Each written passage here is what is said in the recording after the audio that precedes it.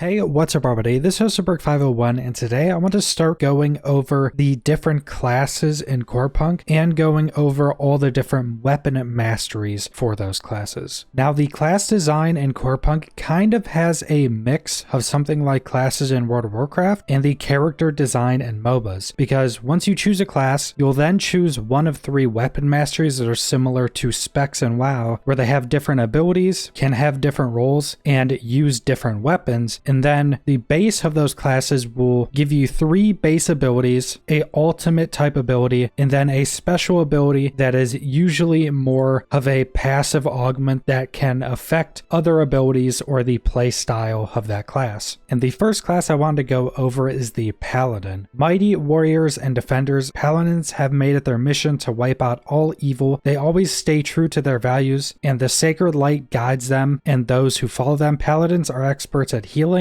and raising the spirits of their allies, but when prayers are no help, they are not helpless. Paladins can knock out their enemies with the stroke of their heavy hammer or mace. Now the first weapon mastery for the Paladins is Hand of the Light. Hand of the Light are melee heroes who use heavy two-handed weapons and the energy of the light through their speciality in dealing damage. They can also buff their allies in a fight. So something similar to a Retribution Paladin from WoW. Now the first thing I want to go over is the special ability, because the special abilities for the classes can affect everything that weapon mastery does. So for this special ability, after using an ability, the next basic attack the Hand of Light casts is Empowered. An empowered basic attack deals bonus magic damage and casts periodic healing on the Hand of Light. Empowerment stacks up to 3 times. When the periodic healing effect stacks up 3 times, the Hand of Light gains bonus movement speed for 5 seconds, and when expired, the charges are reset. So essentially, when using abilities, you get this stacking empowerment that does additional damage and puts a heal over time on you, and then at 3 stacks, you'll gain this additional movement speed. And as you'll notice when going over these special abilities and going over these weapon mastery abilities, that they are built heavily like MOBA characters are built. So they have the passive, which is a special ability that pretty much all MOBA characters have. They either have some passive or some activatable. Then they have their 3 abilities, their ultimate. Even the number values are shown on the website, which is where all this information is from, exactly like how they're shown in MOBAs. So they show the increased damage. So they show the increased base damage as you'll level up your character. They show the increased cost, they show the cooldowns, the ranges, all that type of stuff is shown the exact same way that it's shown for most MOBA characters. So the Q ability for Hand of Light is the Hand of Light hits with a powerful strike and deals physical damage in the area in front of them. All enemy targets hit by this ability take increased damage. Now something else to note is all of the damage or healing or things that can have scaling effects, it actually shows what these can scale off of. So the physical damage on this scales off of attack power, and the increased damage taken on the enemies is shown to scale off vitality. All of these abilities, all these effects can be scaled off of different stats in the game. I'm not going to go over the specific base damage increases and mana costs and cooldowns and stuff like that. It will be shown in the video or on their website, so you can easily see that if you want to, but a lot of this stuff is pretty heavily subject to change. So next we have the W ability. When the ability is activated, the Hand of Light releases a 5-meter long beam of light in a target area. All enemies struck by the beam take magic damage and movement speed reduction. The beam removes all slowing effects from allies who are touched by it. If the Hand of Light hits a target with a beam of light, they can recast the ability and shield themselves or allies. So this is very much a hybrid ability. It's pretty much just a line attack that deals damage to any enemies hit, reduces the speed of all enemies hit, and then removes all slowing effects from allies. And then when it hits allies, it can be recasted to shield themselves and other allies. So it has that very hybrid effect to it. So next we have the E ability. The Hand of Light marks their enemy for 5 seconds. When the mark expires, the mark will deal true damage, and then it'll also deal 10% of the damage received while a target was marked. So essentially what this does is you mark a target. When that mark falls off of that target, they will take some base true damage damage, and true damage is damage that cannot be blocked by any damage reduction. So if they have some physical damage reduction, some magic damage reduction, it won't be blocked and will deal all of its initial damage. And then that enemy will also take 10% of all damage you took while they were marked. And this spell design also shows more of how they're going with more of a MOBA design for their classes and weapon masteries, because this has the potential to be played around by the enemy very heavily or be incredibly strong by the person using it, and by using it in the right way. Because if an enemy knows this ability has been cast on them, they can choose to stop attacking that target. Say if it's a 1v1, they can choose to stop attacking that target so they don't take a lot of additional damage. But if that target is being attacked by other things, or the person that the mark was cast on don't realize that it was cast on them, they could do a ton of damage to the person casting the mark, and then when the mark drops off, they take this massive chunk of damage. So it has the potential of having a very high skill ceiling for both sides. And then finally, we have the R ability. The Hand of Light raises their weapon and starts to charge the ability. And then they smash this ability on the ground. The ability deals magic damage to the area. The Hand of Light can move while this ability is being charged, and the damage of the ability depends on the duration of the charge. So essentially, this is a really hard-hitting ability that you have to charge up, and then after you're done charging, or when you choose to let off the ability, it does big AoE damage in the area. Now, this also has a lot of ability